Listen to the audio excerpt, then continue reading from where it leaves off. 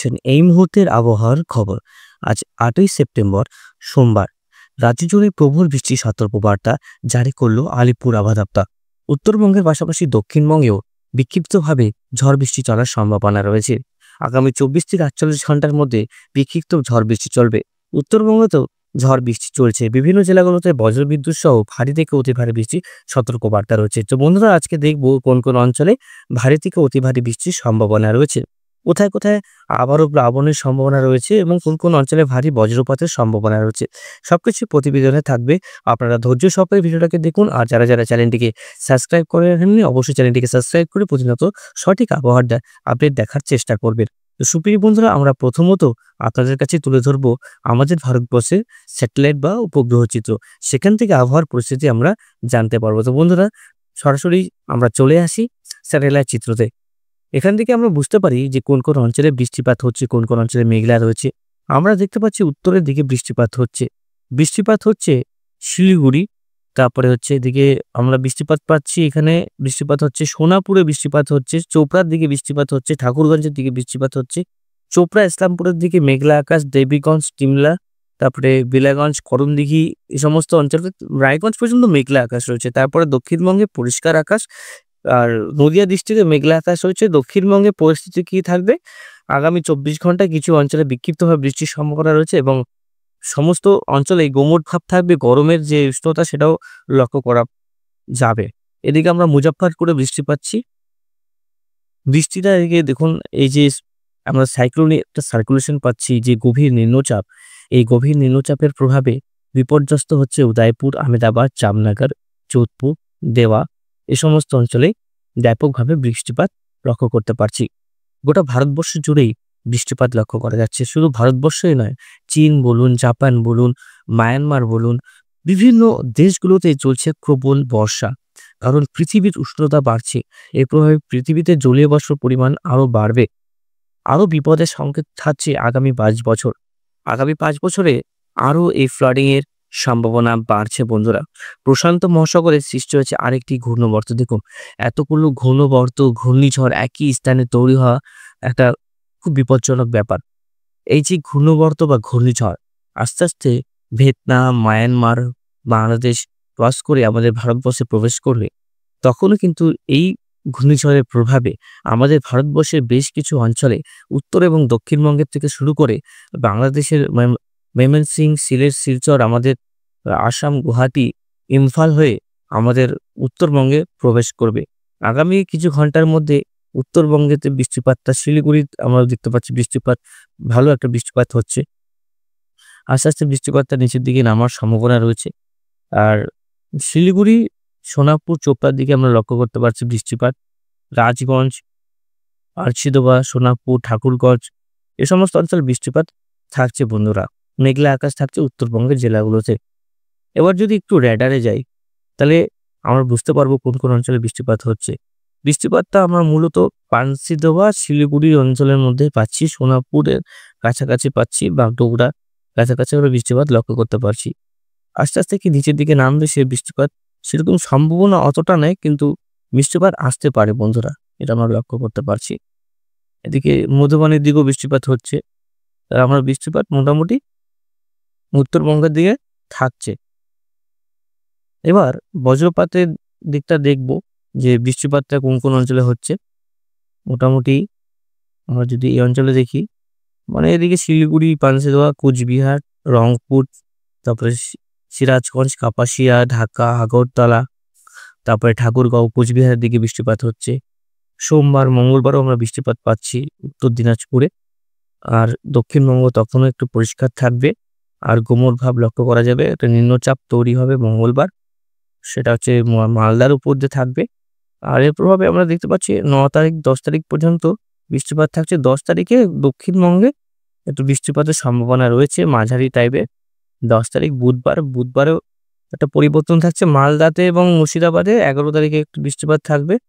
আর ১২ তারিখে উত্তরবঙ্গে বৃষ্টিপাত আমরা লক্ষ্য করতে পারছি। ১১-১২ মানে উত্তরবঙ্গে বৃষ্টিপাতটা থাকছে।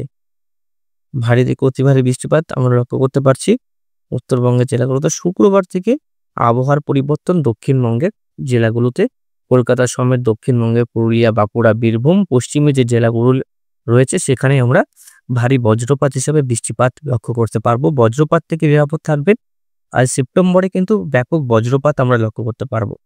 এই সেপ্টেম্বর মাসে বজ্রপাতের পরিমাণটা বাড়বে। 12 তারিখে কুমিল্লা, বরিশাল, চট্টগ্রাম, মহেশখালীতেও ভারী বৃষ্টি, কলকাতাতেও ভারী বৃষ্টি থাকবে, খড়গপুর, পূর্ব মেদিনীপুর, পশ্চিম মেদিনীপুরেও আমরা ভারী বৃষ্টি লক্ষ্য করতে পারবো। 12 তারিখে আমরা ভারী বৃষ্টি লক্ষ্য করতে পারছি। 13 তারিখে আমরা কলকাতা সমেত দক্ষিণবঙ্গে শনিবার ভারী থেকে অতি ভারী বৃষ্টি রয়েছে, এটা আমরা লক্ষ্য করতে পারছি। শনিবার এবং রবিবার এই কদিন কিন্তু কলকাতাতে বৃষ্টিপাত থাকবে। কলকাতার সমেত এই অঞ্চলগুলোতে দেখুন চন্দননগর, আরামবাগ, খড়গপুর, হলদিয়া, হাবড়া, চাকদা, শ্যামনগর, মিহিলপুর, খুলনা, যশোর, গোপীনাথপুর, মাদারীপুর, ফরিদগঞ্জ, কুমিল্লা, ত্রিপুরা, তেমন সমস্ত অঞ্চলে দেখুন কলকাতার বারুইপুর থেকে শুরু করে চাঁদখালি, দক্ষিণ বারাসাত, ডায়মন্ড হারবার। এটা কিন্তু 3-4 দিন পরের আপডেট বন্ধুরা, কারণ এই কদিন কিন্তু খুব একটা গরম থাকবে, হিউমিডিটি ভাব থাকবে, আর মোটামুটি অস্বস্তিকরণ থাকবে। বাতাসে জলীয় বাষ্পের পরিমাণ অনেকটাই কমে আসবে। শুকনো আবহাওয়া যাকে বলে, শুকনো আবহাওয়া থাকবে। 14 তারিখ পর্যন্ত আমরা বৃষ্টিপাত 14 তারিখ 15 তারিখ দেখুন বৃষ্টিপাত রয়েছে, উত্তরবঙ্গের দিকে টানা বৃষ্টিপাত রয়েছে।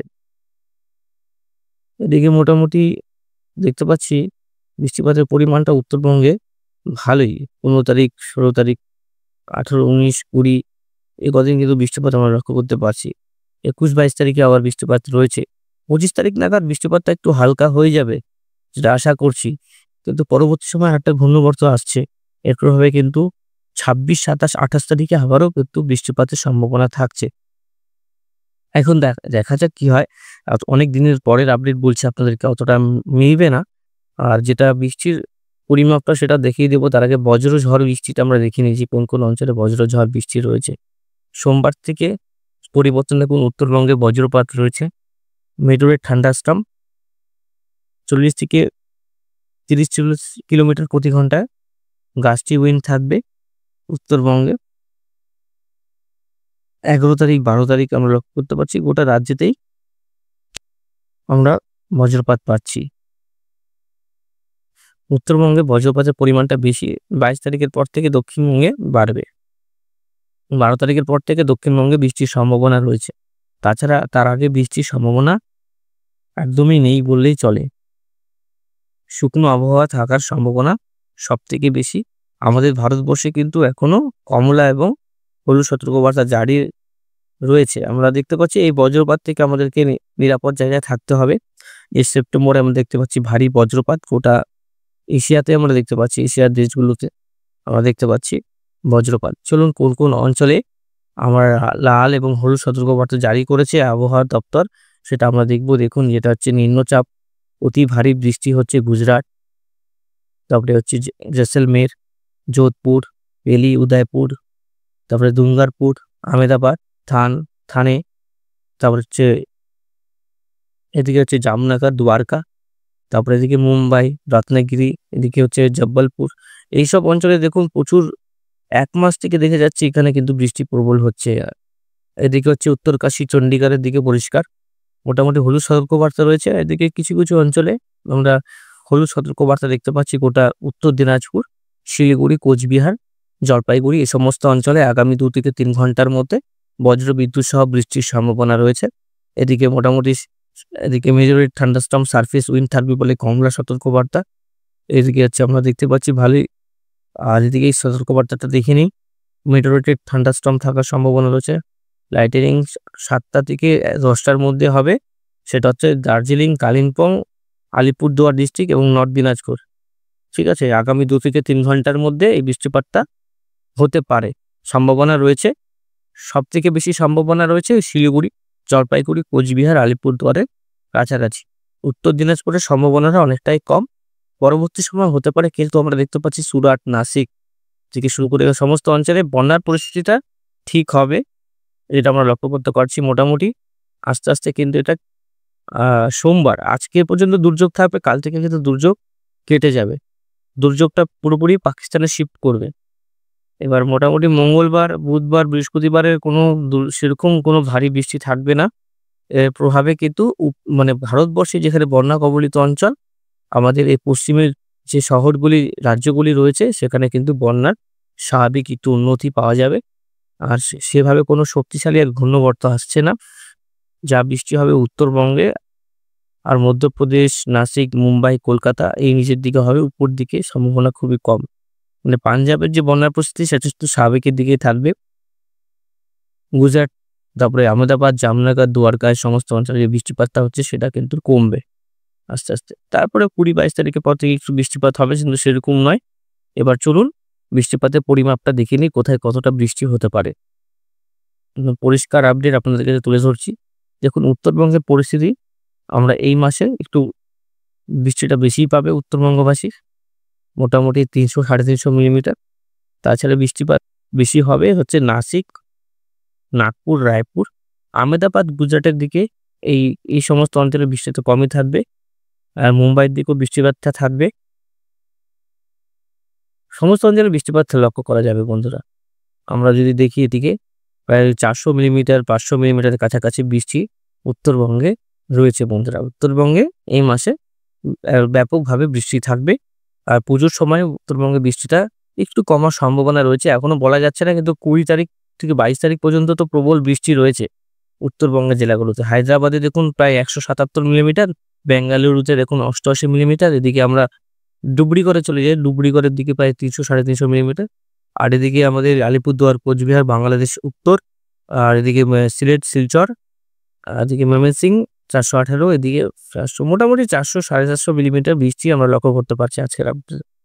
তো আজকের মতন বন্ধুরা এখানে সমাপ্ত করছি। ধন্যবাদ, ভালো থাকবেন, সুস্থ থাকবেন। আর আগামীতে যেটা বলছি সেটা হচ্ছে দক্ষিণবঙ্গের আবহাওয়াতেই পরিবর্তন সেরকম থাকবে না। আর মোটামুটি গরম থাকবে, উষ্ণতা ভাব থাকবে। এদিকে তো প্রচুর বৃষ্টি হচ্ছে। আর দেখতে পাচ্ছেন বৃষ্টির পরিমাপটা সবথেকে বেশি এই অঞ্চলে শুকনো ভাব থাকছে। আর দক্ষিণবঙ্গে বৃষ্টির কোনো সম্ভাবনা নেই। শুধু কলকাতার নিচের দিকে অঞ্চলগুলোতে একটু সম্ভাবনা রয়েছে। দুর্গাপুর, বর্ধমান, খড়গপুর, ধানবাদ, যশোর, খুলনা এই সমস্ত অঞ্চলে শুকনো আবহাওয়া থাকবে। ১০ তারিখের পর থেকে একটু বৃষ্টিপাতের সম্ভাবনা থাকছে। ১০ তারিখের পর থেকেই।